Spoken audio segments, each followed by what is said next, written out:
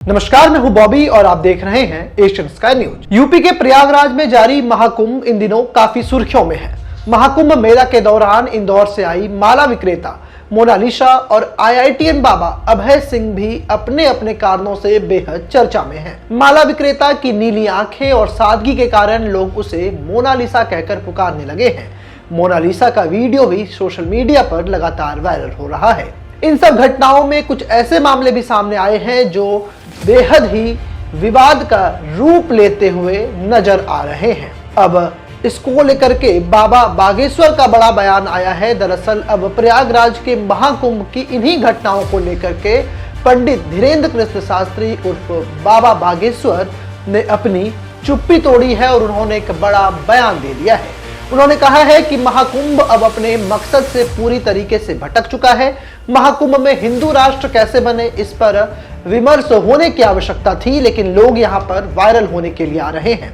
आपको बता दें कि महाकुंभ किसी भी चीज के वायरल होने का कुंभ नहीं है, ऐसा पंडित धीरेन्द्र शास्त्री ने कहा है। पंडित धीरेन्द्र शास्त्री का कहना है कि रील बनाकर वायरल करने वालों के खिलाफ यहाँ पर आवाज उठानी चाहिए। उन्होंने महाकुंभ में रील नहीं रियल पर काम करने को लेकर के अपनी बात कही है और इस बात पर अब कहा है कि बहस भी होनी चाहिए। देश कैसे हिंदू राष्ट्र बनेगा? महाकुंभ संस्कृति का कुंभ है, किसी चीज के वायरल होने का कुंभ नहीं है। क्योंकि लगातार जो बाबा वहां पर पहुंच रहे थे, आपने देखा होगा कि चिमटे वाले बाबा हैं, कांटे वाले बाबा हैं, कबूतर वाले बाबा हैं, अनाज वाले बाबा हैं। तो ऐसे बाबा वहां पर पहुंच रहे थे और उनकी रील खूब वायरल हो रही थी। अब इस पर धीरेन्द्र कृष्ण शास्त्री ने बड़ा हमला इनके ऊपर ही बोला है। उन्होंने आगे कहा कि किसी भी महिमा मंडल, जो अगर महिमा मंडन हम करते हैं किसी का, तो वो 1-2 दिन हो गया तो वो बहुत है। अब इस पर विचार करने की जरूरत है कि सनातन कैसे बचेगा, हिंदुत्व कैसे आगे बढ़ेगा। विचार इस पर भी होना चाहिए कि जो हिंदू थे और अब हिंदू नहीं है, उनके घर वापसी कैसे हो।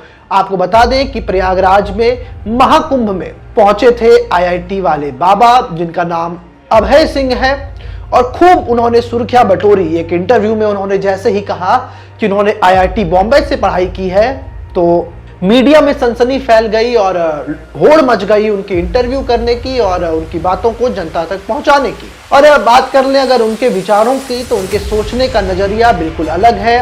वो धर्म, विज्ञान और आध्यात्म के अलावा राजनीति पर भी अपना नजदीक नजरिया रखते हैं और इन दिनों कई उनकी पॉलिटिकल टिप्पणी भी वायरल हुई थी। अब बात कर लेते हैं, उन्होंने ये कहा कि प्रधानमंत्री नरेंद्र मोदी एक कर्मयोगी हैं, ऐसा अब आईआईटीएन बाबा का कहना है। उन्होंने कहा कि देश की राजनीति बिल्कुल निचले स्तर पर पहुंच गई है। अब राजनीति में जाति और धर्म को लेकर के ही हो रही है, इसे सही नहीं कहा जा सकता।